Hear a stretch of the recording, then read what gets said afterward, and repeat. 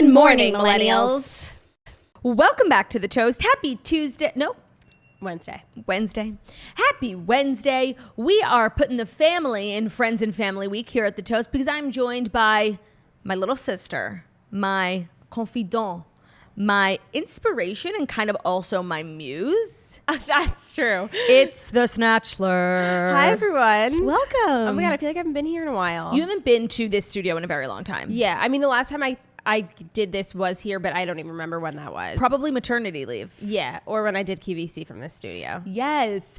So I'm excited to have you here, Counts. I have a lot of stories. Some I know you're super well versed in. Like, I want to talk about Taylor's breakup. Because Jackie and I spoke about it on Monday. But, you know, it's different energy. 100%. Talking about Taylor Swift with toxic Jackie. So I want to talk about it with you. Yeah. And we're going to talk about Tom Sandoval. Okay. And we're going to talk about a lot. But I kind of wanted to get the exclusive on what's going on with the counts before we dive into everything. We also have Dear Toasters today. But before that, like, let's talk. Because snitch on the toast. Snitch on the toast. Snitch on the toast. I'm good. No, I'm not done with my question. Oh, I'm so sorry. And that jingle reminds me of It's best of both, but it's best of both. R.I.P. So for those of you who are new here, Margo has had a podcast on Toast News Network for quite some time. They recently went through a rebrand. And then you recently just kind of dropped an episode being like, listen, this podcast life is not for us. Yeah. We're out. She hosted it with her best friend, Nicole, who's in law school. Talk about it. Yeah. I mean, I think it was something that like we both struggled with. Like we kept doing it because we were just like, we have to sort of thing. Like it's like it was like a part of us. But then I think there was one point, and I spoke to you guys about it. I was just like, it's just like, it's not working. It wasn't working. Like I have so much going on. Like I have a corporate job. I just got promoted. Like I got like a big job, and Nicole's in law school. Like she's about to start studying for the bar. Like no one wants to hear about like how she's just like holed up in her apartment. Right. Like, and it's just like it just wasn't working. And you know what? Like I actually like, not to be one of those people. I think it's so important to like know when something's not working and to be able to be like, it's bye. No, it's totally fine to like acknowledge that like you're not enjoying it. Yeah. It's not working. Like, I don't think you were putting out like your best episodes. No. I think your best episodes maybe were behind you. 100%. And it wasn't making either of you guys happy. So like, move on. Exactly. But like a lot of people, you know, conspiracy theorying, like there's other things going on. But like, no, you and Nicole are good. Are people conspiracy theorying? I must not be in those. I think they are. Forums. It's just like, you know, it kind of just felt random for you to like drop. I guess, but it felt like behind the scenes, like it wasn't. Yeah. But also like, how do you not make that random? Like, do you want us to say every episode, like, we hate this? Like, hey, this is going to come to an end soon? Yeah, or would you rather just like live in La La Land, rip off the Band-Aid, and then rip off the Band-Aid? But you and Nicole are good. Yeah, we're good. We spoke like yesterday. Everything's good. Everything is good. There's no drama. Well, Toast News Network actually hasn't been the same. But the good thing is that if you're looking for bits and pieces of the Snatchler, you can still find her on the Redheads Book Club podcast, which meets once a month. I'm still a podcaster. Yeah, I can handle the once a month life. I know. So how's work? Like, you're so busy. Like, it's just like, what's up with counts? Like, what's going on in your life? Work is good. Like I said, I just got promoted. So wait, did you get promoted? Yeah, I did. So have you ever been promoted? Okay, bitch. No, that's not why I'm asking. Bitch. There's a follow-up.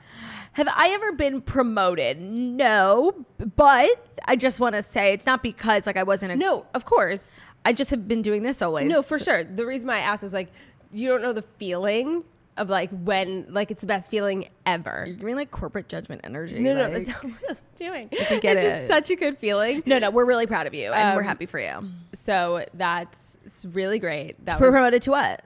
A director. To president? No, not yet. Soon. President of this company? I'm the owner of this house. I'm the owner of this house. Oh, no. Not yet. Not even fucking close. But okay, we're making our way there. She's a director. It's her directorial debut. It's my directorial debut. Love that for you.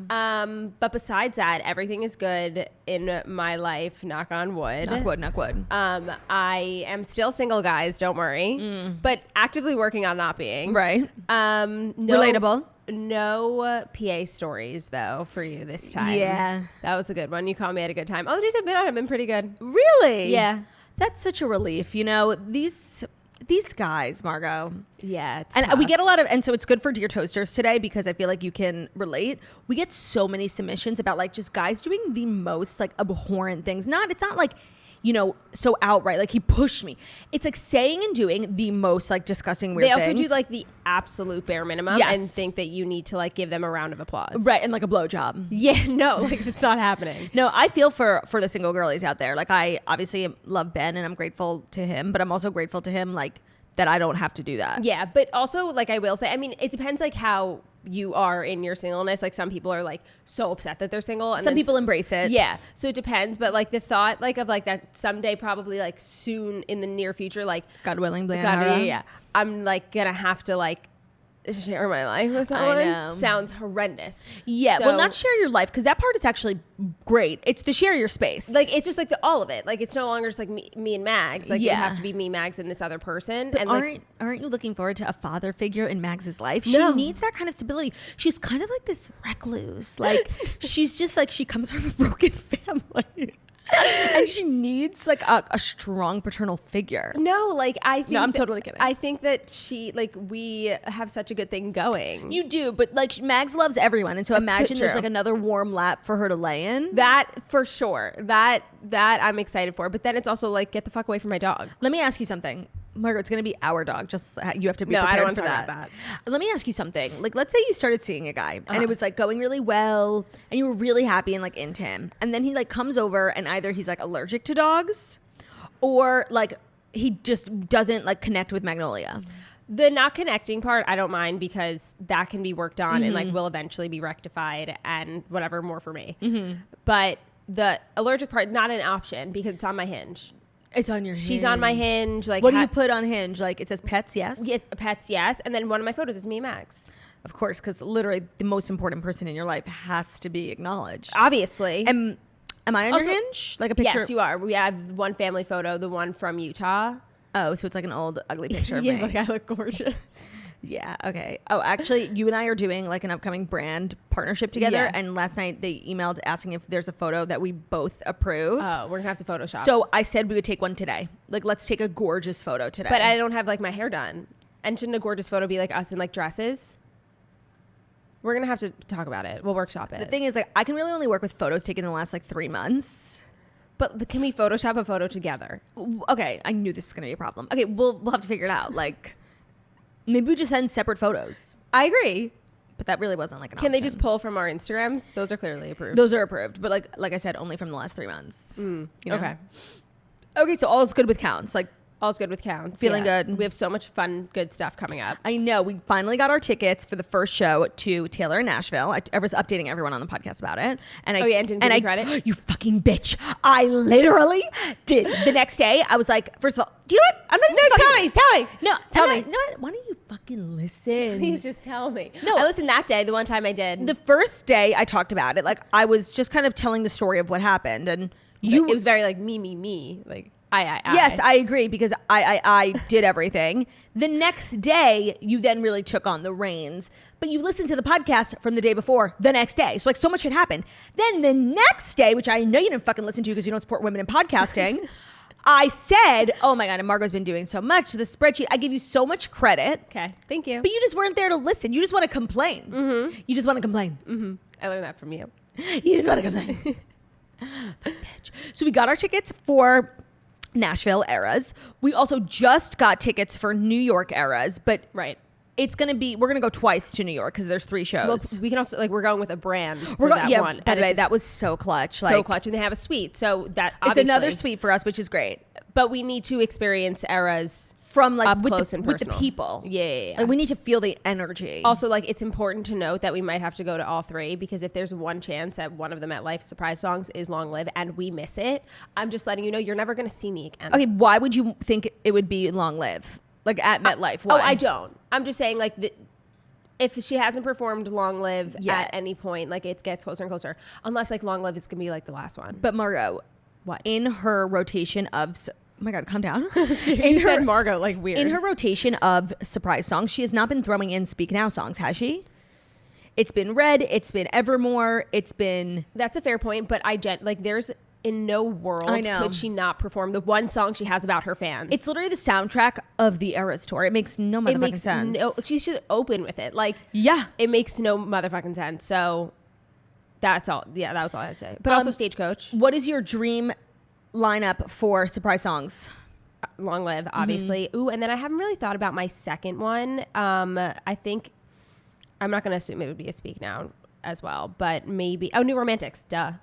Yeah, New Romantics is good. There's a few for me. And I kind of feel like I might get, maybe not at my show, but I think she might do at some show this song, because she's not been choosing like fan favorites. She's been choosing songs that have like weird cult followings, you know? Yeah, like TikTok. Right. And for me, that's Peace. Like, if I feel like I could get Peace somewhere. I think that especially now you could be getting Peace. If I just want to like warn everyone who's in a 10-mile radius and be like, I'm so afraid. She fucking sings Peace, like I will not be okay. Yeah. I will vomit on the floor, okay? And then eat it up and vomit it up again, okay? When I think of Peace, I think of you like in smoking pot. No. I think of you with your coloring book. Yeah.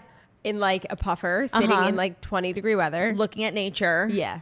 That song is really important to me. No, I know. So New Romantics, same. I also would like kind of love if she did You Are in Love. Oh my God. I realized. I guess I didn't realize she didn't do it. I've only had like a recent appreciation for that song. We saw 1989 on tour, and like I think maybe that was my bathroom song. Like I wasn't really, and I was wrong, which happens to me literally all the time. Oh my God, it's so true. I was so wrong. So I would love that, and also I would love to hear Clean, but she just did it. Yeah. 10 months old. I'm trying to think of like, I feel like she really like covers Lover. Oh, Death by a Thousand Cuts. She did it. Did she? Just with Clean. That show got Clean and Death by a Thousand Cuts just this weekend in Chicago. Those are the luckiest people alive. No, it's so unfair. She really should do one shitty surprise song and one good surprise song at the same time. Or maybe two good ones. Like, how about that, Taylor? Well, she did two good ones. But I'm saying it's not fair for everyone. Oh, yeah. For everyone. Yeah. So, okay, we have a lot of Taylor news because let's just get into it. I think it's time. My iPad is like chock full of tabs today. I got stories. I got Dear Toaster. So without further ado, you want to do it? No, I don't feel confident enough. Because you don't listen to the show and you don't know how we do it anymore. No, I saw the one with you and Ben and you guys go, ah. No, we don't. You fight for it. No, we don't. Yes, you do. You fought for who was fastest. No. Don't lie. I saw it. No. It was on TikTok. We don't do that because we only did it when Ben was here because Ben hasn't approved the change, but Ben knows the change. Oh. So you don't know. I don't know. So you say, hi, I'm Margo Oshry. Hi, I'm Margo Oshry. And I don't support women in podcasting. I didn't know where that was going. I'm not saying that. All right. Without further ado, here are the Fast Five stories that you need to know. That's it. Oh my God. What a change. It really shook the community. That's so interesting because I was actually thinking about when I saw the thing of Ben, I was like, what do they say? Because you wouldn't say like morning toast anymore. Mm-hmm. So I was wondering, and now I know. And it's almost like you could just call me and ask. I know. I think of things and then I just like live in wonder. Oh my, that's so my life. Like these pants that I'm currently wearing today that I'm obsessed with, they're from Lululemon. I put them in the wash 3 days ago and I kept forgetting to put them in the dryer. And then they get smelly when they sit in the wash. Yeah. So you have to rewash them. Of course. And as I'm falling asleep last night, I'm like, oh my God, I never put them in the dryer, but I really wanted to wear them today. So I had to get up. Like I was about to hit REM. Yeah. I mean, but I did it. The number one thing that I think one of my issues is that I remember things and I'm always like, you should write this down because you're going to forget.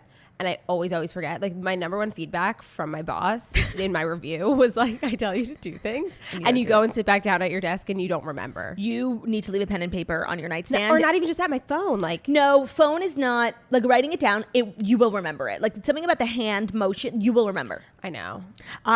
Every time I pick up a pen and paper, which is like maybe once a year, I like can't write. Yeah, same. Do you write a lot in your job? Honestly, no. Sometimes I'll make my to-do lists, like handwrite it just because I think it's like better and easier to remember. But even like this past Sunday, I was doing like some spring cleaning. So I went to Margo's apartment recently for the first time in a while, and I could not believe what I just saw. Like have so much shit. So I was like, you know how before you go to bed, sometimes you're like, I haven't seen like this item in like a while. Oh man, that's the fucking worst. And so then you get up and you find it. So I have this one thing where like this happens a lot because it's a very nice item, but I never wear it. So it's like knowing that I have it, but like it's not like a constant. So I'm like, I just need to know where it is at all times. So I'm going through like my bureau, whatever. And I'm going through everything and I realize I've gone through everything and I'm like, I haven't seen her. and I like don't know where she is. So I like called Claudia. I was like, oh no, you called me just like talk about something, and I was like, I'm so sorry, I literally can't focus on this conversation. Probably talking about myself. And I couldn't find it, and I was like going back and forth, knowing that I had one of these things where I couldn't find something before I went to sleep, and I was like, okay, let me like be smart and put it in like a smart place. And you hid it from yourself. I hid it from myself, and I knew, like when I was going through everything, I was like, I know that I put it somewhere, and I knew that I wrote it down. Yeah. And I could not find it. So I think actually I don't know if writing it down helps, because where do I then put that thing? You know, I feel like in every young woman's life. I did find it, by the way. She did find it, and she was so happy. I feel like in every young woman's life, and I feel like every person can relate to this, there's like something, most likely a piece of jewelry, that they lost in their life. That haunts them. Yeah. What's yours? The earring? 2 pairs of diamond earrings. Yeah. That wasn't even what I was looking for. Because I will never get a pair of diamond earrings ever again. Yeah, Margo has diamond earring trauma. Never. If anyone who will date me at some point in my life, never get me a pair. It's a curse. Yeah, the first time you were like a lifeguard, right? And you think it fell off in the pool? No, the first time I think I just like lost it, and like that was bad, and like that was totally on me. Yeah. The second time it was not on me. I was wearing them, and I was training to be a lifeguard for my like summer job, and we had to like do a dive. Yeah. To like go save someone. So I dove, and it came out of my ear. And you felt it I felt it. It was an Olympic-sized pool. And I was at the bottom of that fucking pool for hours looking for the diamond earring. Obviously, I didn't find it. It's tiny. It probably went down the drain. Yeah. That story, like, that was tough. Haunts me. I think for me, and feel free to drop in the comments, what's your trauma loss of like an item you'll never saw again, but that weirdly meant a lot to you? You know, growing up, we all had those nameplates. Jackie still has hers. It says Jacqueline. You still have yours? Yeah. I don't have mine. I don't know. It's not even like, oh, I was biking and I lost it. Like, it just got lost in time, and I'm really upset about it. Yeah, that's an upsetting one, but I should just get one made. Will you send me a picture of yours? Sure. Like, okay. I saw it the way that I know that I have it is because I saw it this weekend. And it was like a gift from mom. And like, that was tough. Olivia still has hers too? Probably. Well, I feel like Olivia has a different one because she's a silver girl. I feel like I can like imagine. Yeah. Am I making that up? That was tough. Okay, sorry. We totally went on a tangent. Oh, yeah, Here are the fast stories you need to know that you need to know, period.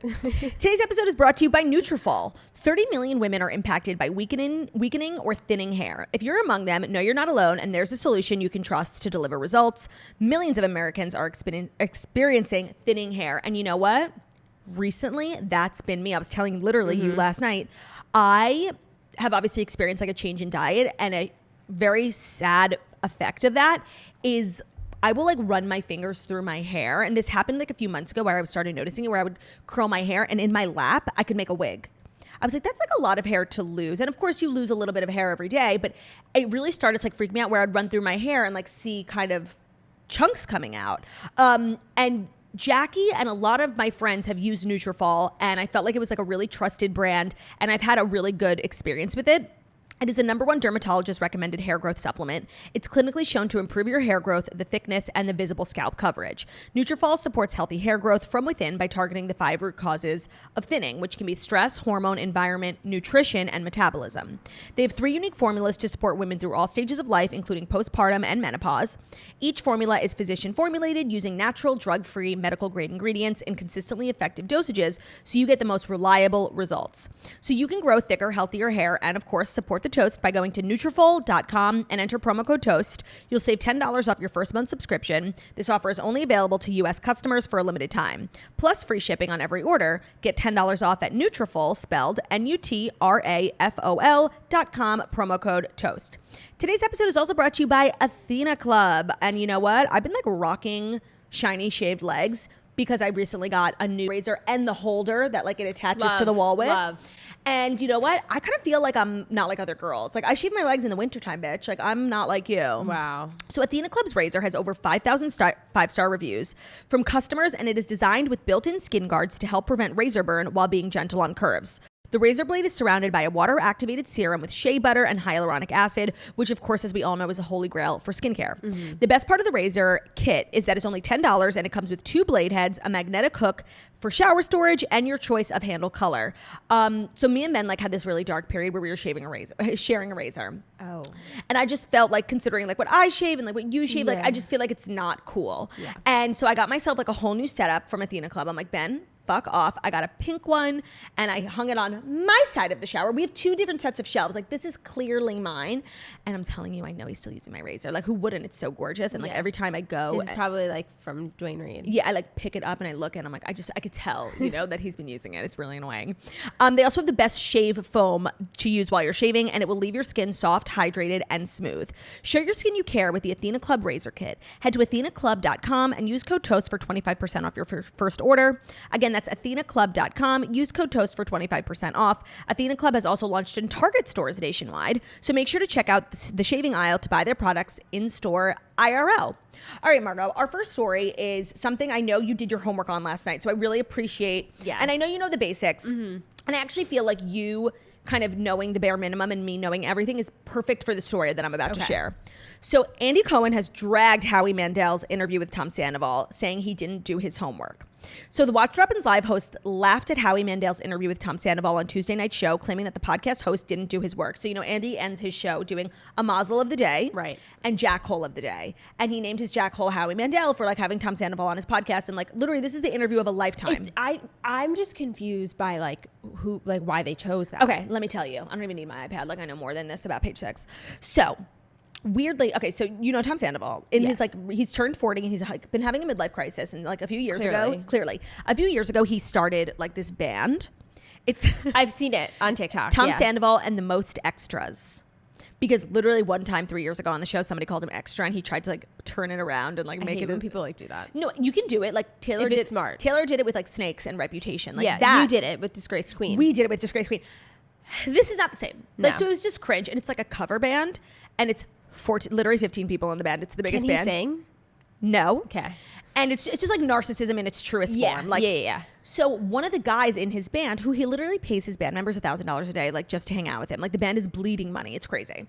One of his bandmates is just like he's a part-time musician, part-time comedian, and he does podcast production for Howie Mandel.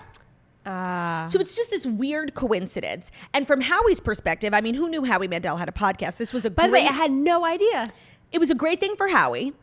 And I'm glad he had the self-awareness to bring his daughter in. I don't know if she sits in on every podcast. I don't think so.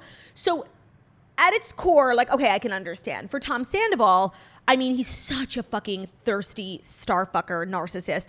For him to be like, I mean, he could go on any show right now. Yeah. Like, we would have him, you know? Yeah, he's probably like afraid.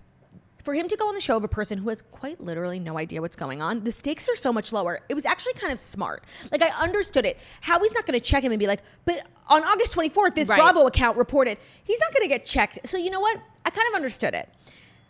I sat down to watch it. I had to watch it 3 separate times. I watched the first 10 minutes when it first came out. And Margo, it was so mind-numbingly How long was it? An hour and 20 minutes. Oh my God. It was so mind-numbingly stupid. I said, you know what? This is going to be my 13th reason. I can't watch this. Then last night before bed, I was like, Margo's coming on the toast. It's not like, you know, I can let Jackie watch it. Right. I have to watch this whole thing. So then I watched the next 40 minutes. And I was like, you know what? I can't keep going. Like, I can't keep going. I feel as though I've gotten the gist. Yeah. And then this morning when I was getting ready, I was like, you know what? Let me just put it on in the background. And I finished it. And, you know, you really didn't need to watch any of it. I had seen like some tweets recapping it, and it was enough. It was so crazy, Margo.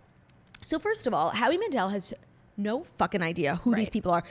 His daughter and Tom are like going back and forth about castmates, and he's just chiming in, who's Sheena? Shut up! Oh, that's so annoying. To interrupt the conversation with like basic clarifications. That's like literally, I can't even think of a comparison that's stupid. It was so infuriating. So basically the roles I think were meant to be like Howie good cop, daughter bad cop. Okay. Because Howie is very much like an advocate for mental health, and Tom has gotten, you know, the fans have turned on him and he's been in a really dark place. So I think Howie was meant to take the place of like, you know, we're human, we all make mistakes. You cheated on your partner, you know, you're not a murderer. And his daughter was supposed to like kind of poke inconsistencies in his story. He was just lying about the whole timeline and everything. And she just sat there. And you know what? I don't think Howie Mandel was really prepared for what would descend upon his podcast. You have to read the comments, Margo. His daughter's Instagram, like Bravo fans are probably the most fanatic of any network for sure. Totally. I would say it's on par with like a pop stars fandom, BTS. Like they don't let shit go, and they do not. I have have to read. They don't forget a thing, Margo. I went to the daughter's Instagram. I actually felt bad for her. They were liking her. Like, it was on her to represent them. Yeah, and to just, so the whole interview, and Howie was like listening to Tom's side of the story, and Tom is this like crazy, Tom is a legend in his own mind. He thinks he is the hottest, most greatest, most talented man on earth. And so he's telling his side of the story, which is basically, you know, he fell in love with someone else. So they're in love. Are they still together? They don't want to put labels on it right now, but yeah. He fell in love with someone else, and he was in this relationship with someone who, you know, was depressed. Like, she's been very open about how she said like bouts of depression. And so it's like, Howie, you're over here being like mental health advocate, and he's like literally making fun of Ariana. He's like, she didn't want to leave the house. I'm like, because she's depressed. Yeah. Not because she doesn't like you. Like, he was being horrible to her. And the whole time they left out the most key part of this affair and like the dynamics of all these three people is he didn't just fall in love with some girl. Right. He fell in love with Ariana's best friend. friend.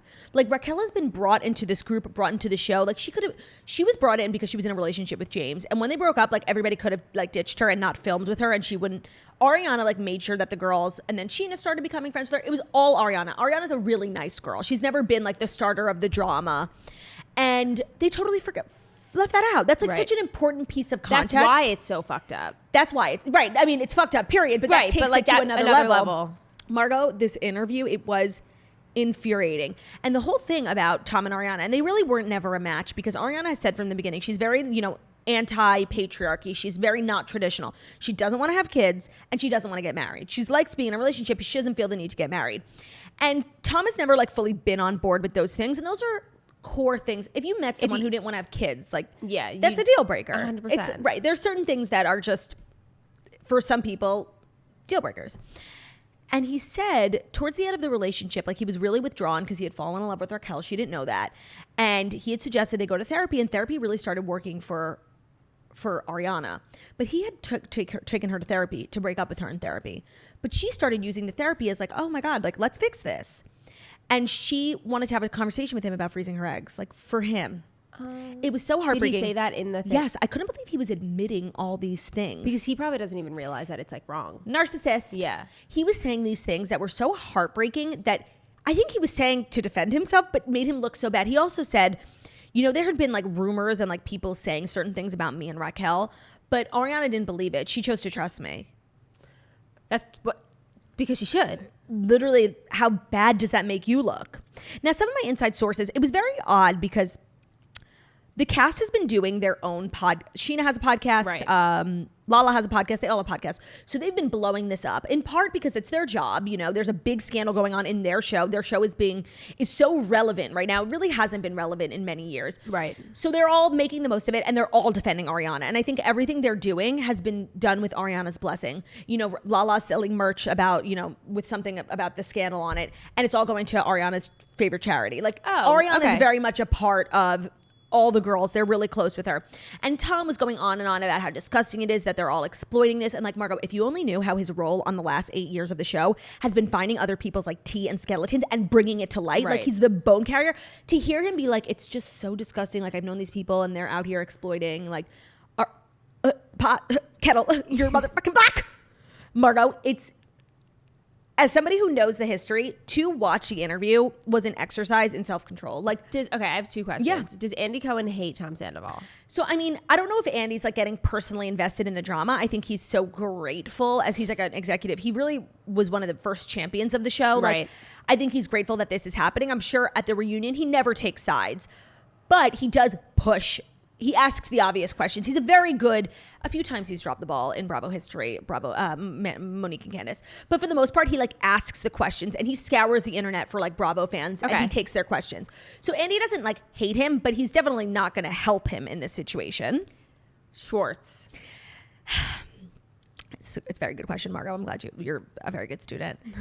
Schwartz is a very interesting, and that's what he kept saying, Tom Sandoval, in the interview. He's like, I don't know why everyone's getting involved. There's 3 people in this, me, Ariana, and Raquel. And like, that's really not true. One, because he told Schwartz, and like Schwartz knew about it, and Schwartz is friends with all these people. He put Schwartz in the worst position ever. He shouldn't have ever told him. And Schwartz has been like doing interviews, and he had to go on Watch What Happens Live, and he like can't keep his timeline straight. He like doesn't know what he's supposed to say, and he's really not that smart. Like, it was actually painful, his interview on Watch What Happens Live. And, you know, Schwartz has rid so hard for Sandoval forever. It was a huge reason why he got divorced. Tom Sandoval was so mean to Katie Maloney, Tom Schwartz's wife.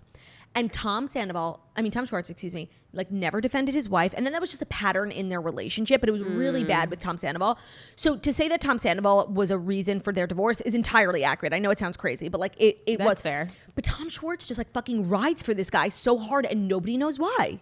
That's weird. Like they're business partners that I get why you would want to keep a good relationship. But to time after time, people are hating Tom Schwartz now for his part in this. Right. Is it worth it, this friendship? Doesn't sound like it. You lost your wife. Yep. Their businesses are fucking in flames. Nobody wants to support Tom. You know, Bravo fans, they know their support is like keeping currency. Them afloat. Yeah, it's of a currency. course. And they'll, you know, wield that like a weapon. Yeah. We'll come to Schwartz and Sandy's or we won't. Yeah. So there was one more point I wanted to make. Oh, and I did hear, and it was fairly obvious, you know, because a lot of people have been like, Ariana should do an interview before this Tom Sandoval interview came out. And I think a lot of people thought the natural place for that would be call her daddy. And Alex Cooper even posted something being like, I see you. Bravo PR will not let anyone do an interview until after the reunion airs. The reunion airs at the end of May. So Alex was like, honestly, I don't know if it'll like still be relevant. And I would love to do it now, but it's just not going to work out. She told everyone just like back off. Like I'm trying, but this. And so Tom went ahead and did this interview without approval from Bravo, without approval from PR, without approval from anyone. So he's like making enemies everywhere he goes. He's so dumb. He's so dumb, especially because his contract is up and he either can or cannot resign for this upcoming season. I mean, I don't know what he could do that would make Bravo fire him. He has to be on the next season. Right. So maybe he knows that, being like, there's no way I'm not getting asked back. Like, let me just tell my side of the story. And I think he really thought by the Ariana end. should do the same thing. She's in the same place. Yeah, I know. But like, Ariana doesn't need to. Tom is out here burning his whole life to the ground. That's true. Like everyone else is speaking for her. Let him act like an animal. And she just keeps posting things on Instagram like being cute. Yeah. Everyone is team Ariana. Honestly, less is more. I kind of like love what she's doing.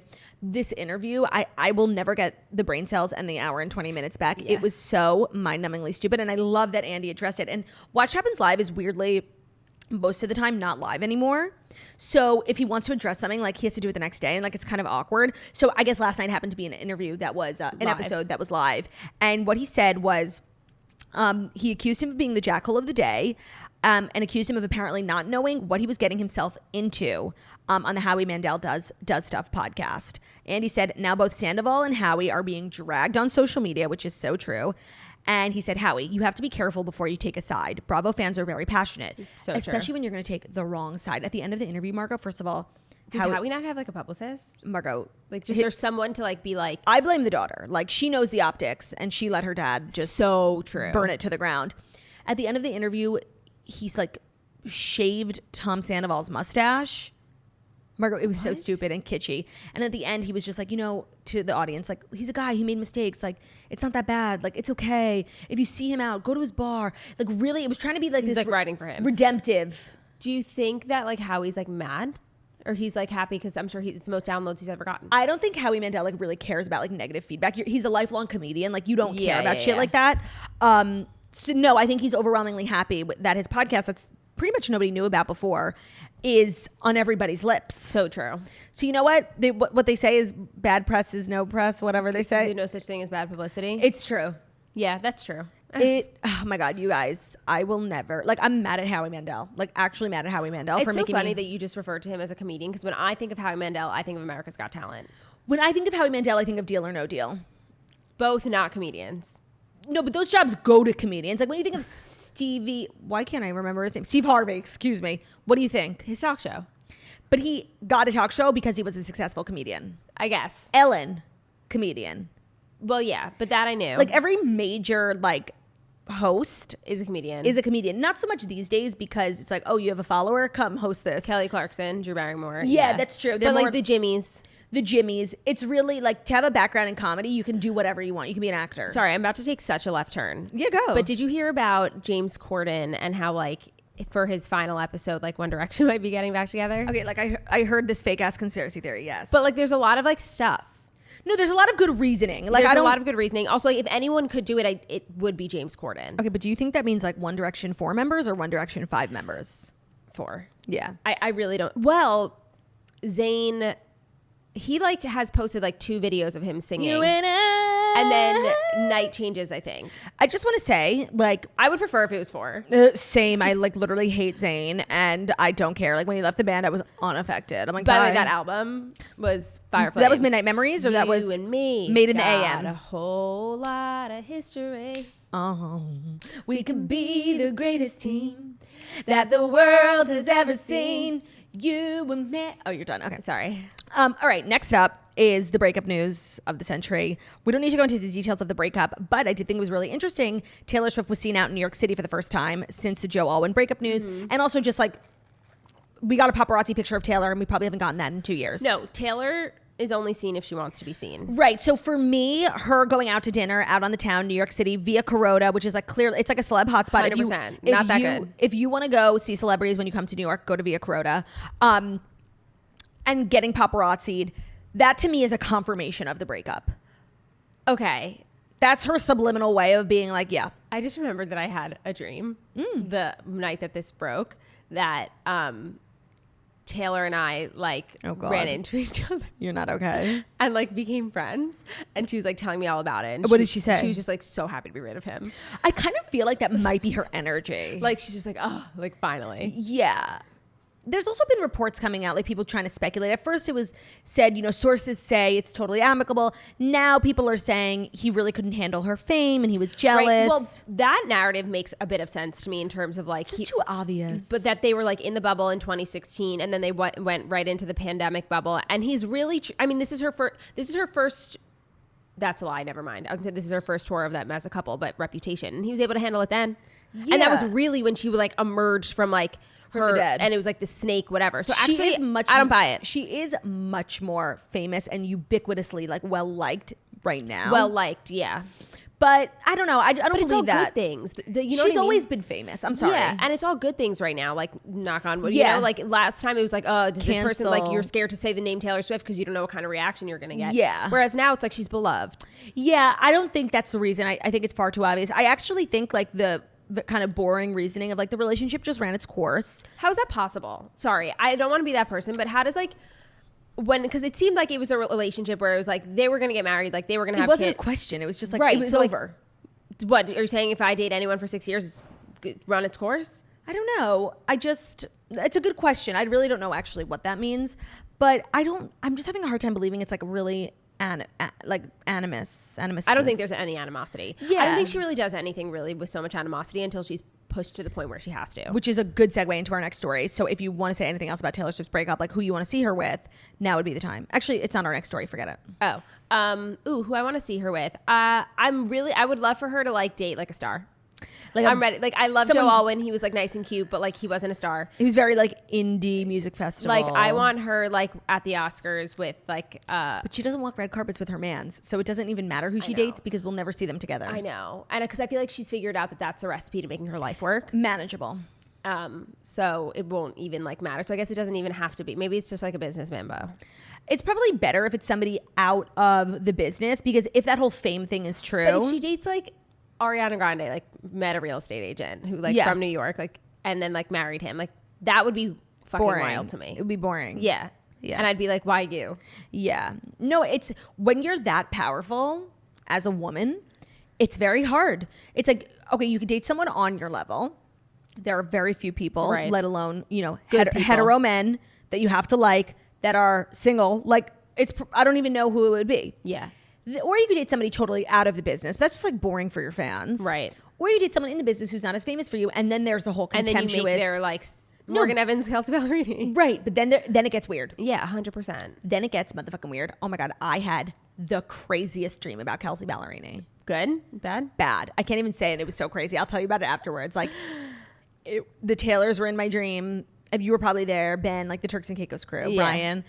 And we went to a Kelsey Ballerini concert. She did the craziest thing. I can't even say it because people are going to think I'm so psychotic. Yeah. And like maybe don't. Unwell. Yeah. I'll tell you about it later. Yeah. Well, anyway, she seems to be doing fine. She's fine. And of course, if we're now hearing about it, that means she's probably had a few months to heal. I don't think this is a fresh breakup. No, I don't think so at all. I'm just like, I don't really know how to listen to the music anymore. I know. Not to be that person, but like she wrote these like crazy like love songs about like finally finding, and it's just like now it all feels like a bit fraudulent. No, it doesn't feel fraudulent because in the moment, like you feel what you feel, and it's okay to change your mind and change your feelings. Maybe he broke up with her. But you know what? You know who like deserves a place in hell is like everyone of like once the news broke is like, can't wait for the album. Oh, like such good music. Yeah, like, no, that's just like an annoying thing people on the internet say. Yeah, it's like, or shut like up. oh, because like like on my Facebook, which I never track, but like page 6 like came up as like one of the news articles, whatever, and I'm like, let me just like go look at the comments. Ooh, Facebook and it's like comments. boomers being like, another one bites the dust. Like shut up. Like oh, she can go write a song about them. I'm like, what is this 2014? Literally. I'm just like, people are not no. To go to the Facebook comment section is a really brave thing to do, Margo. Like, yeah, I would. I don't never. know why I did that. I would quite literally never. Okay, before we continue, do you mind if I just share a little tidbit about an exciting new sponsor? Sure. Today's episode is brought to you by Single Drunk Female on Freeform. Samantha Fink started from the bottom, and now she's here, somewhere in the middle-ish. From the executive producer of Girls comes the all-new season of Single Drunk Female on Freeform and on Hulu.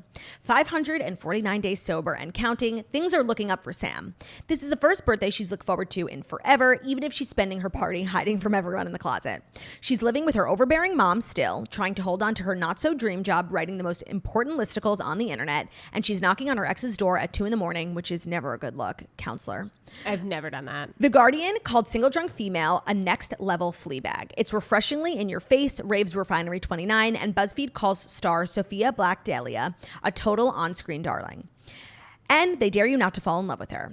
Your 20s can be wild and complicated, and being sober is even more so. But sometimes, quitters win. This show is equal parts hilarious and surprisingly emotional. Don't miss the all-new season. The season premiere is actually tonight, April 12th, on Freeform, and all the episodes are available the next day on Hulu. So again, that's tonight at 10 p.m. on Freeform, and then all episodes are available the next day on Hulu. Check it out. We watched last season, and now I'm so excited that the second season is back. I didn't realize, everything's happening so fast. Everything is is happening April so fast. 12th. I know. Oh my God, where does the time go? It's really scary. Single Drunk Female tonight on Freeform, 10 o'clock. I love the Freeform show. Did you watch Brooke Shields' Pretty Baby documentary? No, because every single person that posted about it was like, this is like disturbing. And I was like, I'm not in the mood to be disturbed. That's fine. I watched it, and this is an interesting tidbit. So Brooke Shields says that the Blue Lagoon director has reached out to her after her Bombshell documentary. So Brooke Shields says oh my God, she went. Wait, I need you to. What did she say about it? Okay, so let me give you, for anyone who hasn't watched the documentary, including Counselor, we weren't alive for it, so we don't really know, but like Brooke Shields has been famous since she was about 9. Yes. Yeah. And she was this exquisite looking young girl, and she started modeling, and it very quickly went to fucking weird levels and dark places. Yeah. When she was 11, she plays a prostitute whose virginity gets sold and to this man, and she falls in love with this 30-year-old man, and they kiss, and they literally kiss. There's a nude scene when she's 11 in this like European art film. And then she does Blue Lagoon, and that really, we've seen Blue Lagoon. And she's 15 or 16, which is better, but still fucking weird because she's naked. And it was just this very disturbing culture around Brooke Shields, and a lot of it, it's like the documentary was like, who are we blaming here? Right. Her mother did not protect her. Her mother was. I saw a clip of like her on the Drew Barrymore show, talking about her mom. Her mom was like a crazy alcoholic, and her mom also grew up in that type of, culture where it was like you use your body to make money. And she was a single mom, and it was just her and Brooke, and she used what she could to get them a new house and a new car. And it was a very slippery slope. Yeah. And of course, the industry for being fucking weird, and the culture. Yeah. For being obsessed with a girl. And when she turned 18, like she couldn't get arrested. Nobody wanted her. Like she went to college. She was like so famous by the time she turned 18, and she never let it get to her head. Like she just was this kind of weird, nerdy girl, and she was this sex symbol, but everything she did was sexualized, and she was literally a virgin. And she went all through college being a virgin. And it actually she wrote a book, like how to go to college, and it was like written for her, and it was so stupid, but she did put in there because she thought it was important, like I'm a virgin, right? And that's all anybody wanted to talk about, and it was like virgin. Just everyone, which probably made everyone even more obsessed with her sexually. Oh my God. So it was such an upsetting documentary. And then by the time she graduates college, like she can't get arrested because she's 21 now. Like, oh, she's too old. Nobody cares. And she ends up having like an illustrious career, and she's very talented. But so she went on the Drew Barrymore, and Drew Barrymore was in the documentary as one of like the testimonials because she's a friend of Brooke, and she also was a child star. Right. So during the actress's appearance on the Drew Barrymore show, Brooke Shields told the host Drew Barrymore that Randall Kleiser, who directed and produced the 1980s Blue Lagoon, quote, did send me a call. I saw his name on my phone and I was like, what do I do? I let it go to voicemail because I was like, I don't want to see what his tone is. Yeah. And he wants to chat. I don't know about what, but I don't feel like bringing all of it up again, which I totally respect. I mean, what could he say? The movie, and you know what? We saw the movie when we were young, and I think for a lot of people, and that's what they said in the documentary, it was very much like a rite of passage to see this movie. It's a coming of age story, learning about your body, and it's fucking weird. I didn't realize she was 15. She was so young. I'm sorry. How? And she's naked the whole movie. How is that not child pornography? It is. And so at the end of the movie, she's sitting down with her daughters and she was talking about how like exciting it is for her to be a mom now and like have two daughters who are like so independent and like have agency over their bodies. And she never had that. And so she feels it's so important to do that for her daughters. And they were talking about just like how weird it is that all this stuff happened to her. And they were comparing it to Euphoria.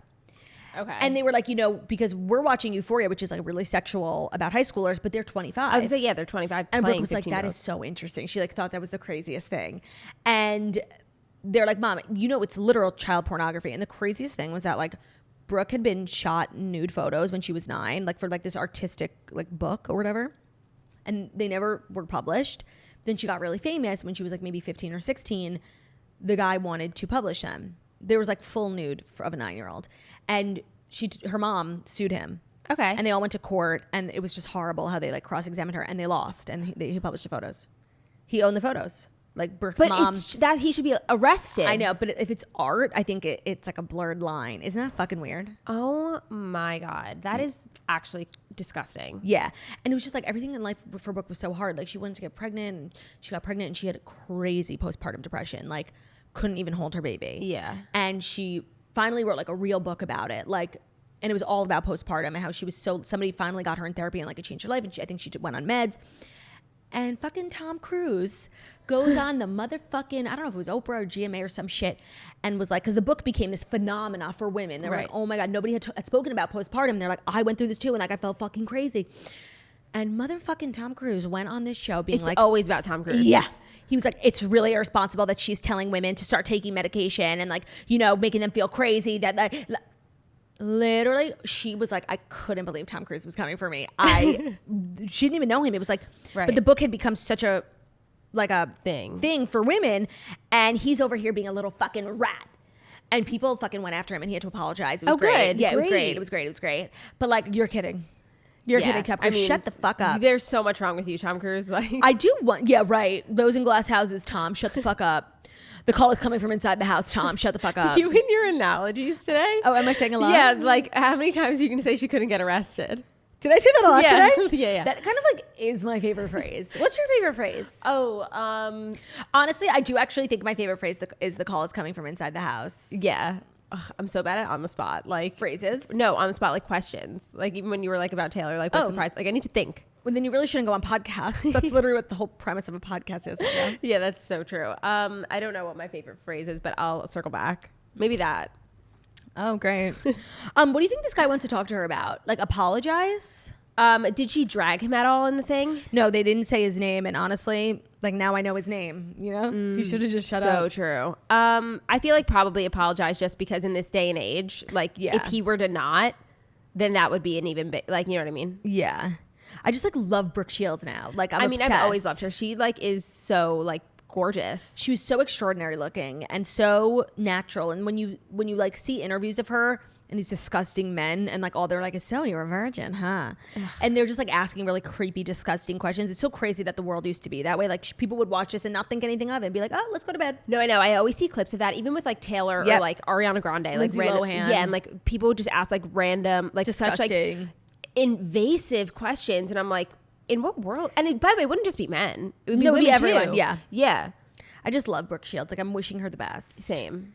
Is she like married and like happy? Great. So she was married to Andre Agassi, the tennis player. You know what's so sorry. You know what's so weird is that I recently, before this even came out, she came up because I think she was at the Vanity Fair Oscar party, and I was like, what's she been up to? So I went on a whole deep dive on Brooke Shields, and I did know that she was married, and like that's like kind of an iconic like marriage. Except he was like really crazy and like abusive, and he literally she filmed the episode of Friends where she's in that she plays an obsessed fan of Joey's. Yeah. So in one of the scenes she has to lick his hand, and Andre was there, and when she got off set he wasn't in the dressing room. He had stormed out, ran home and smashed every single one of his Wimbledon, US Open, all these trophies because he was so embarrassed. People are not okay. So it was like her mom was very controlling, and then she like went to a controlling marriage with Andrea Agassi. The fact that she like is like normal. I know. She ended up meeting someone who like works in the industry. I'm not sure. I forget where they met, but he's not famous. He's like more of like a producer. Yeah. And they're still married to this day. Amazing. And they have 2 kids together. And when they were telling the story, I didn't know her background, and I was really hoping, I'm like, please, I hope this is the guy like who's with the father of their and they were all having family dinner at the end of the documentary, and she seems like really stable, and she started like a business and a blog, and I'm just so happy for her. Like great. I wish her the best, like truly. Okay, 4th story. Oh my God, I'm moving so slow today. Sorry. Lili Reinhart has a new man. Shut up. Yeah, and she's passionately kissing her new beau, TikTok star Jack Martin. Now, I read this article, and page 6 is so motherfucking shady, and I chose it because I'm like, oh, Margo, do you know TikTok star Jack Martin? I've never heard of TikTok star Jack Martin. Okay, and here they bury the lead a little bit. Let me find the actual Martin, who stars in the new NBC show La Brea. Like, he's not a TikTok star. He's an actor. Why would they say TikTok star? In the headline. Does he have a lot of followers? I don't know. I just thought it was really fucking weird. He's 24, she's 26, and they keep calling him a TikTok star. Paparazzi caught them making out outside LAX airport. She was leaving, and they were like passionately saying goodbye to each other. And he's very handsome. Okay. I don't know where she was going. And I don't know, it's very exciting. The article says that he looks a lot like Cole Sprouse. He doesn't. He's actually much cute. He actually really does look like Cole Sprouse. Wait, he looks so familiar. Pull up an actual photo of him. If he's who I think he is, he's so cute. Who do you think he is? No, just like the face. I feel like I've seen him before. He actually might be a TikTok star. Jack Martin. Images. I'm sorry, I'm being slow with the iPad today. I have a lot going on. It's okay. Oh, he kind of does look familiar. Oh my God, it does. He's so cute. Wait, let me pull up his He's like TikTok. a hotter Cole What Sprouse. does he do on TikTok? No idea. Maybe, I don't know where I've seen him. Maybe I've seen a show of him, but I have seen him before. He has 800,000 TikTok followers. Okay. But I can tell you for certain I've seen this guy. Turn? Yeah. Yeah, I've seen him. He is a TikTok star. Oh, he is a TikToker. Okay, but he's also an actor, which is like an important I feel like he's actually distinction. maybe more a TikTok star than an actor, actually. What's yeah, La Brea? I would. Okay, I was wrong. It happens all the time. So she has a new man, and like I don't really care, but there was a time where I was obsessed. I was thinking about After That last night. Oh God, Margo and I, for those who are new here, we used to host with Jackie and Ben a Riverdale after show. The first 1, 2, and maybe 3 seasons of Riverdale were so good. I stand by that. Culturally impactful. Like everyone was watching week to week. It was so crazy. We were obsessed.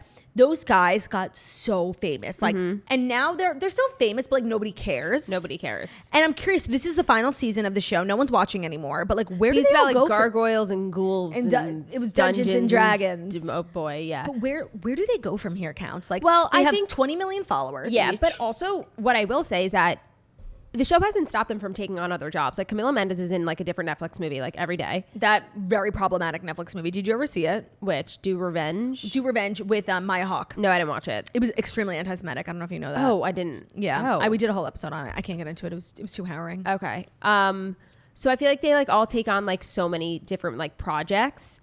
So I feel like they'll just like continue to do that. Like they must be doing fine, and maybe one of them will take on a project that's like an Oscar winning. Yeah, but besides, KJ Apa is a dad. He's not really in, it's always like the star that doesn't like, you know what I mean? Like I feel like it's always like in like these shows, it's like this like main character. Like Archie's obviously like Archie and like Archie comics, like whatever. And he like, I don't really think has done like any other projects besides Riverdale. Like very much stays in his own thing. All of them except for Cami Mendes. No, Lili Reinhart does a bunch. She like executive produces a bunch of stuff. Oh, really? Yeah. Cole Sprouse. Whenever I think of Lili Reinhart, maybe it's just like, I don't know if this is true. I just feel like she's like always complaining about something. She is always complaining about something. And like starting drama. She was so true. She was like spoke out against Kim at the Met Gala. Oh, and I know she's very like body positive, but like it's not very body positive to like be negative about someone's body just because they're like skinny. Right. You know? 100%. No, she is always complaining about something. Yeah, so now I just kind of think of her as like a whiny woman. Like I know that's she bad. is, by the way. She's just like always whining about some shit. She's like also always like on her story. I mean, I unfollowed her actually because like I couldn't on take her it. soapbox. Yes, on her soapbox with like black background, white text, like going off about something. Yeah, I find it annoying. Yeah. But I don't know. And like Madeleine Petsch, remember when she was like a YouTuber? Yeah. What happened to that? Yeah, I thought that was interesting. That was like I thought it was smart. Shay Mitchell. It was literally the Shay Mitchell route. Jackie like is so tired of hearing me talk about this, but you know what? I haven't spoken about it with you. Yeah. Who do you think is the most successful Pretty Little Liars star now? Like dollars wise? Just everything. Because if it's dollars wise, it's obviously Shay Mitchell. Fame. Because base, like, yeah, fame. Fame. Because, like, Shay Mitchell's, like, kind of in the, like... She's digital. She's, like, an influencer. Yeah, she's, like, Revolve top tier. Yeah, but she, like...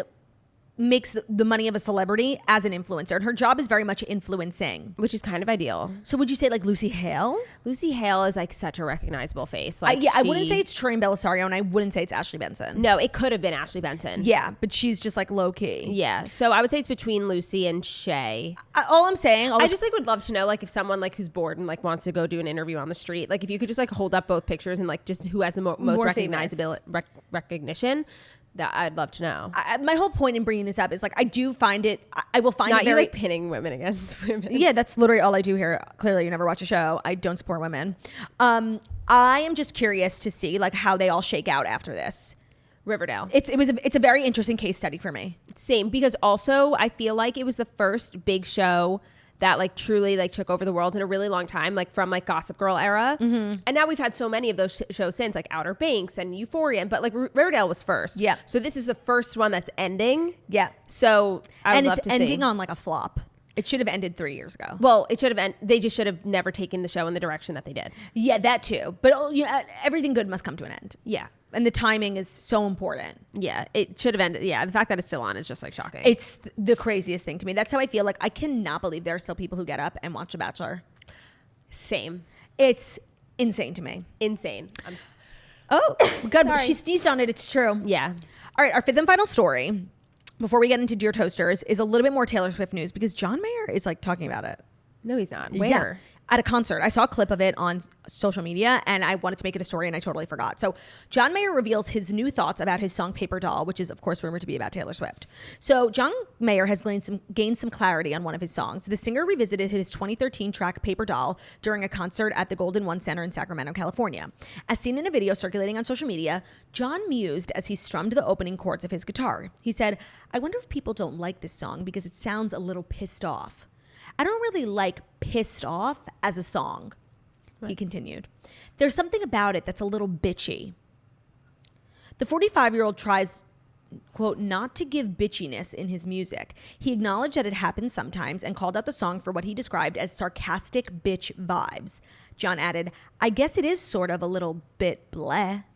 What? So it's like he's finally talking about it, and I have no idea what he's saying. No, I like don't understand. I need a translation. What does this mean? Like, and by the way, I don't even also feel by the way, like you wrote the song and you just admitted is it a little bitchy and it's not good. Like, but I don't feel like it's a song that people terribly dislike. It was, when you compare. So for anyone who needs a little bit of background, Taylor, when she was 19, dated John Mayer very briefly, and he did not treat her well. He was very much in his fuckboy era, and she was in her I'm new to this virginal era. Marry me. And she wrote a song called Dear John, and it's a real scathing retelling of their time together. I don't really feel like she was like attacking him.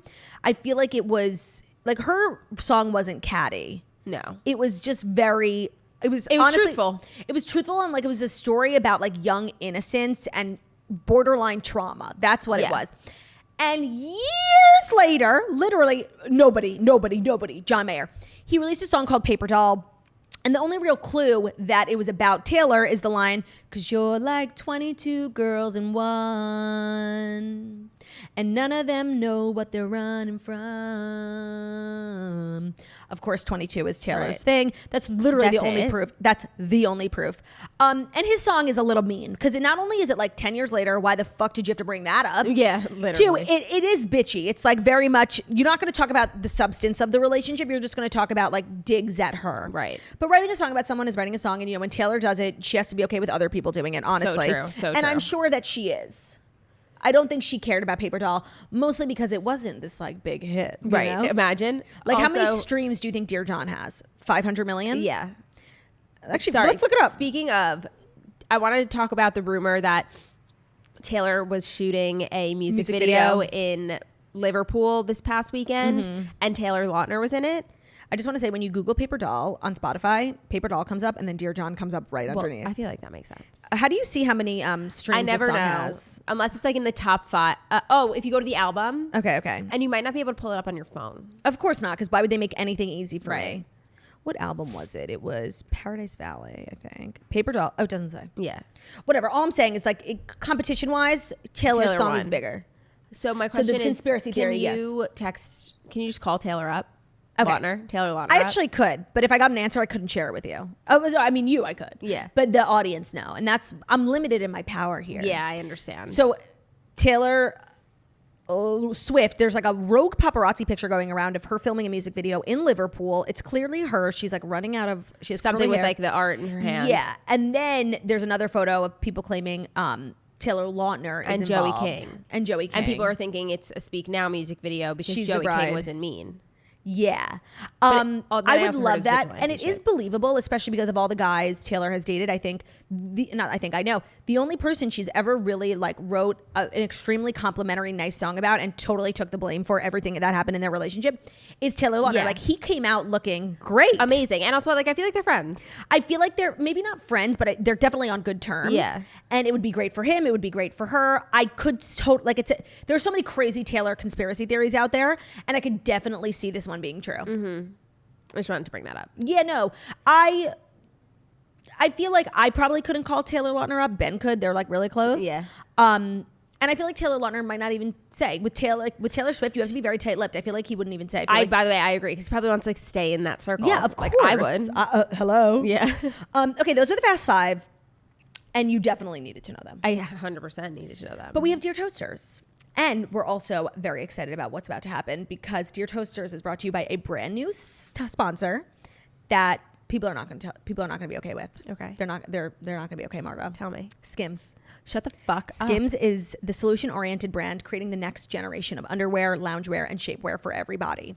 So you guys know Jackie and I are proud members of the Big Titty Committee. We have been, and for me especially, like I have so many back problems and I have the biggest jugs ever. And I've long been searching for like many different bras for different parts of my day. You know, I'm out and about, I need support. I'm inside, I'm not one of these girls who can't wear a bra. I still need support, but I don't want that underwire digging and I don't want... Skims, the Fits Everybody collection of underwear, bras, bralettes. They are lightweight, they are form-fitting, and they are buttery soft. They mold to your body, and they stretch to twice their size. When I first got the bra, I'm like, Kim, be fucking because it comes like it looks really small. And I'm like, this is never going to fit my boobs. And you know how I found the bra that I'm obsessed with? Is I was on TikTok and a girl who she had just gotten gastric bypass surgery and she was like, my boobs are like getting like bigger and like a little saggier and my back hurts and I'm trying out bras and this is the best one I found and it wasn't even sponsored. I immediately bought it. It was Glamzilla. She posted it and I fell in love. I have this bra in like 3 colors. They make such good bras for whatever you're looking for. If you're looking for like underwire support, their underwire doesn't dig in. The Fits Everybody collection is... I love it fits everybody's... It fits everybody. They have great size inclusivity. They make great underwear, bras. They have different cuts and fits. So they have underwears. They also have bras. They have dresses, t-shirts, bodysuits. And their sizing is extra, extra small to 4X. It's offered in 9 more colorways. And it's limited edition seasonal colors. So for me, the racerback bralette, chef's kiss, it's so delicious. I have it in black. I have it in clay. I have it in a bunch of different colors. And I know Jackie really likes the scoop bralette. Shout out. Honorable mention to the scoop bralette. It's fabulous. So believe the hype. The collection has over 90,000 5-star reviews for a reason. Skims Fits Everybody collection and their more best-selling essentials are now available at skims.com. Plus, get free shipping on orders over $75. That's skims.com. You won't regret it. Dear Toasters is also brought to you by Jenny Kane. Have you ever been on the Jenny Kane website? You're in for a treat. You're for a treat. Think minimalist meets luxury. Jenny Kane items are classic, comfortable, and California inspired. From the cotton or the cashmere knit sweater you're obsessed with to the flowy summer dress you never want to take off. With elevated everyday basics and wardrobe essentials, getting dressed is easier than ever before. When it comes to investing in an outfit that'll last, we choose Jenny Kane. For a limited time, our listeners are getting 15% off their entire order. Go to jennykane.com and use the code TOAST to get 15% off. So no matter the season, items from Jenny Kane are the it item and you will get compliments and you will be able to wear it season after season. I have so many items. I've had like a couple Jenny Kane cardigans for like 3 years now. They wear really well. They age really well because they're made really well. They're known for their cotton staple sweaters. So their best-selling cotton cocoon cardigan, the luxe cotton fisherman sweater, and the perfect off the summer Chloe crew neck. So these are pieces that you can dress up or dress down all season long. Jenny Kane believes in the one thing, and that's the art of simplicity. So she focuses on comfort, quality, and timeless design. It's simple, it's stylish, it's cozy, and chic. And have you ever seen Jenny herself? She's like a fabulous girl. She gives Nancy Meyers energy. Like you want to be that energy. Her whole collection gives like Nantucket, Cape Cod. Like, and so if that's what you're looking for, like just trust Jenny. No, I have a Jenny Kane cardigan that I got like 5 years ago, and I still wear it. Like, I know. It's just a staple. Find your forever pieces at jennykane.com. Our listeners are getting 15% off their first order when you use code TOAST at checkout. That's 15% off your first order, JENNIKAYNE.com, promo code TOAST, the brand go-to for all season staples. Treat yourself because you deserve it. All right, Margo, you ready to change some lives in Dear Toasters? I'm ready to change some lives. All right, Dear Toasters is our weekly advice segment every Wednesday. You can submit anything to deartoasters@gmail.com. If we've read your query recently and you want to update us, bitch, please fucking update us. I love an update. We don't have any updates today. Nobody updates us. They just take our advice and run. But we got some nevertheless. We persisted. All right. Hello, Jackson Claude. Sorry. It's okay. Longtime listener, first-time writer, I wanted to reach out and get your opinion on a sticky situation that occurred with my boyfriend. I'm 24 and I've been dating my boyfriend for around 6 months now. He's always expressed how he wants to marry me and spend his life with me. About a month ago, I got COVID and I was stuck in my apartment for a week quarantining. During this time, he went out with his friends just like any other Saturday and was out till 6 a.m. I have his location and I noticed he was somewhere I didn't recognize, but honestly, I didn't think much of it because he's never given me a reason to think he would do anything to risk our relationship. But I just found out that night he went with one of his friends to get a happy ending massage. He didn't think it was a big deal because it was just a business transaction, quote, and there were no feelings attached. He had gotten them before we were together and he always claimed that he didn't need to go anymore because he had me. I am extremely upset over this because it feels like cheating having someone else touch him like that, and I know he wouldn't be happy if I did it. Also, why would he have to go out to pay money to do something like that the one weekend I'm sick and can't see him? What would you do if you were me? All opinions and advice appreciated. That's so true. No. Imagine she did that. Imagine she did that. No, this is like in no way, shape, or form okay. And I feel like he's gonna. Also, like, I'm sorry, you couldn't hold. She's sick. You couldn't hold off for one fucking week. Do it yourself. Masturbate. Yeah, it's like, my God. I feel like he's gonna try and gaslight you into being like, it's not cheating. It's like getting a massage. Like you go to the nail salon. Like, do not let this man gaslight you into saying that this is normal. Yeah, because it's not. Do you think that this is deal breaker? Is this something you have to have a conversation and set boundaries on? Like, no, I didn't even think that people actually got happy endings. No, I don't think that they did that either. But like maybe in different parts of the country, maybe. It's a deal breaker for me. Yeah, it would be for me, but I could also see how it wouldn't be. Do you know what I mean? Like, but also if somebody I was in a relationship with did that, to me, it tells me more about you than just the fact that you went and got a happy ending. Exactly. I would start looking at this person differently. Like, that is prostitution. I'm sorry. So I would look at you differently for having done that, given the fact that like we are in a relationship and you are sexually active and you're not at this desert where you just need someone to jerk you off. Like, I also just think that if I was with someone, I'm like obsessed with them and like whatever, and then I find out that they did that, like immediate ick. Yeah. Immediate ick. Like, I no longer like you. Like, I no longer am attracted to you. I no longer have feelings for you. Yeah. Like, we're not, I don't like you. I'm fully in agreement. So I do think this is a deal breaker. I don't know if people are going to say that, Claudia, that's crazy. Like, I think this is absolutely a deal breaker. And also the way he's handling it is very gaslighting. He didn't even tell you. You said you found out. Right. And I thought when she was writing it at first. At 6 a.m. Right. I thought when she was writing it at first, she was like going to be mad that her boyfriend was like out while she was like sick with COVID. It's like, girl, get a grip. Like, he can go out. Totally. And I'm like, oh, this girl's crazy. But then I kept reading and I was like, no, she's not. I'm sorry. I judged you. I did before I knew you. I think you are 100% justified in being upset. Yeah. Do not let him steamroll over you. Like, and honestly, if you want to break up with him, you have my full support. Me too. But if you don't want to break up with him and you want to like set a boundary and see if he, if you want to give him another shot, I'm okay with that too. Being like, by no means is this okay. But I would also just remember, like, this person made a choice to do that. And like, what does that say about them? Just start looking at him a little like through a different lens. Yeah. All right, next up. Dear Jackson Claude, last week my husband went on a work trip. He doesn't travel often, and it was just him and a young female coworker traveling together, so I got a little nervous. Before the trip, he was paying special attention to his appearance, whitening his teeth, applying sunless tan, etc. A sunless tan? Yeah. It's a little metro. Yeah. During the trip, there was one night I didn't hear from him, and when I mentioned it, he apologized and said that he thought I went to bed. Here's the weird part. On the way home, he missed his connection because him and his coworker were grabbing a drink and, quote, lost track of time. They rerouted to another city but missed their last flight home because there were storms. His coworker had a family friend that lives about 20 minutes from the airport, and they ended up staying with her. I said that made me uncomfortable, and he said they didn't have many options because they wouldn't be reimbursed for a hotel. They slept in separate bedrooms, but something isn't sitting right with me. Please help. Something should not be sitting right with you. This is fucking weird. Honestly, the latter half maybe wouldn't have concerned me so much. Like, oh, we grabbed a drink and missed the flight, and then we had to stay at her friend's house. The sunless tan is what did it for me. What man sunless tans for a work trip? When I go on work trips, I literally look like duty, like a rat, No, but like you can understand like getting caught up in like a workplace. It's exciting if like there's someone at work that you like and like you go on a trip together. It's literally my dream. No, I know. Like, I definitely could see this being real. Like, this is definitely not a delusion. I want to validate. Not being delusional. Also, the sunless tan. I would like to know. Yeah, the whitening of the teeth. Yeah, I want to know a little bit more about the woman. Like, also because like if she's like younger and he's like older, is she like ew, like get maybe away? She's not fucking interested. Yeah, or is it like does she have a boyfriend? Do you know what I mean? Like, I would just like to know a little bit more about her. We need you to be like a little bit like realistic. Like, is your man like a catch? Right. Is this girl like desperate? Like, we need kind of mean like characteristics. Yes. But I would say overall, my advice to you is that you are 100%. But also, like, not crazy. She can't accuse him of anything without, like, I think it's more so, like, keep your eye out. You need more concrete proof, and I think it's time to snoop. Yeah. Like, he's given you more than enough reason to snoop. Yeah. Jackie's very anti-snoop, so I can, like, get away with saying this, but, like, this is a time to snoop. Yeah, she is anti-snoop. Yeah, she's like, everyone's entitled to privacy. And, like, she's Everyone right. is entitled to privacy. She's right, but I think certain situations require a snoop, and this is it. I mean, Ariana only found out about Tom because she snooped.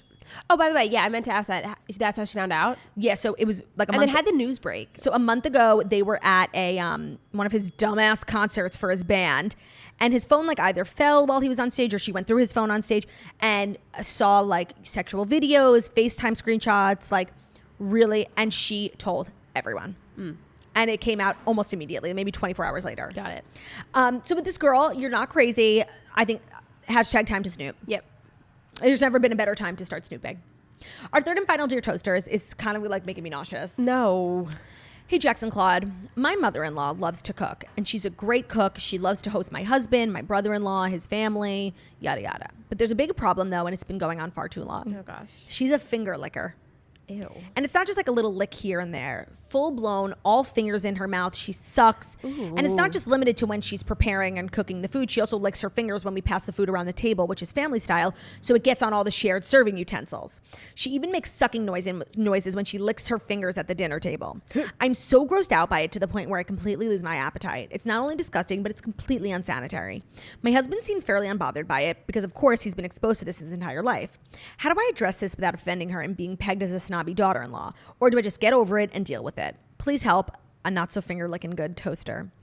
You have to have your husband say something to the mom. No, honestly, she can't say anything. I don't think. Like, I think this is a situation like you just have to live with, but like never. You can't eat the food. Wait, no, I highly disagree. Like, I really think that the husband can be like, listen, like I know this is how we grew up, but like other people didn't. It's kind of gross. No, it's so obvious that it's gonna be coming from his wife. But like, fine. Maybe she'll like, I don't know, have like, be a little embarrassed. No, like it's fucking rude. Like she's cooking for everyone. Like you can't say anything. Like you're in her house. She's like, you'll just eat eat before you get there and push things around your plate. Like I'm sorry, you can't, like I'm with you. This is disgusting and she should be stopped. But you know, you have to have respect for your mother-in-law. She's the one hosting. Like, I'm sorry. Well, is there a father-in-law? Because can the husband say something to the dad who can then say something to the mom? Honestly, I feel like no, because he would have been mentioned. He would have been mentioned. I'm sorry. It's like to lick your fingers. This reminds me an episode of Shaws of Sunset that was probably one of my favorite. They're having like a Friendsgiving, and Mercedes, who's my fucking queen, is making plates for everyone. And you know, they're Persian. It's all very family style. Come here, baby June, you know? And she's making plates for everyone, and she serves with her hands. And everyone is talking about how disgusting it is, like in their confessionals, and she just doesn't care. She's serving everyone with their hands. Oh, string bean. Oh my God, it is the funniest episode of reality TV of all time. And it reminds me so much of this because like it is really disgusting. Yeah, of course. But I'm sorry, I don't think you can say anything. I think this is just something you have to live with. It's so rude if you do say something. And you're totally justified, but it comes off rude. Yeah, I guess. But and this woman should be more self-aware. And it really is fucking disgusting. And I'm not in any way excusing her behavior. But I want you to navigate this and not get in trouble. Yeah. I don't think you can say anything. I think it'll be so obvious that it's coming from you. What, like your husband really fucking cares that his mom licked her finger? Like moms gave birth to you. Like so true. It's not a big deal. Yeah. But now they're strangers. There's not strangers, but non-blood relatives. And like, is everyone talking about it? Like, is your brother-in-law? Like, do you know what I mean? It like, seems like it's a her thing. Yeah. I'm really wishing you the best. But that's a toughie. You're just gonna have to like seriously shut up and just keep your mouth shut. Literally. But also, you know what sucks is that the food is good. She said. I'm sorry. You'll get McDonald's on the way home. Like some things are just not worth getting introducing into. foreign bodies into your. No, not only that. I also don't think some conversations are not worth having. Like I think you might end up with more surus and more problems and stress than a solution here. That's just what I think. Mm-hmm. But thank you for understand being vulnerable and writing. And thank you to everyone who was vulnerable and wrote in. DearToasters@gmail.com. If your submission hasn't been read yet, either it's boring and there's nothing we can do about that, or it's simply too long. So maybe rewrite it. Just give us the need to know facts. We can't read a whole Megillah. See, like, listen, the ones we just read, nice and quick. Yeah, that was nice and quick. So just keep that in mind. DearToasters@gmail.com. Margo, it's been an absolute pleasure. Thank you so much for being here. Thank you so much for having me. If you're looking for more Margo content, you can no longer listen to her podcast because she quit. I'm a quitter. And where can they follow you on Instagram? At Margo Oshry, MargoShry. Same for TikTok? Same for TikTok. Also on YouTube. I downloaded Lemonade. I haven't posted on there yet. Oh, I downloaded it too and then immediately deleted it. I'm too old for this shit. But yeah, and then also listen to the Redheads. Yeah, Margo's on the Redheads once a month. Thank you for being here. Thank you for having me. It's a pleasure. Have a great day. Thank you guys so much for listening to the Awesome Morning Show. We deliver the fast stories that you need to know every Monday to Friday on YouTube. So if you're watching this on YouTube, please feel free to subscribe, give this video a thumbs up. We're also available as podcasts anywhere podcasts can be found. So it's Spotify, iTunes, Stitcher, Public Radio, everybody, Castbox, all the places where you listen to podcasts. Find us at Totally 5-star review. What a beautiful, stunning, and wickedly talented we are. Have a great day. We are in studio again tomorrow with TikTok star Remy Bader. And we'll see you then. Love ya. Bye.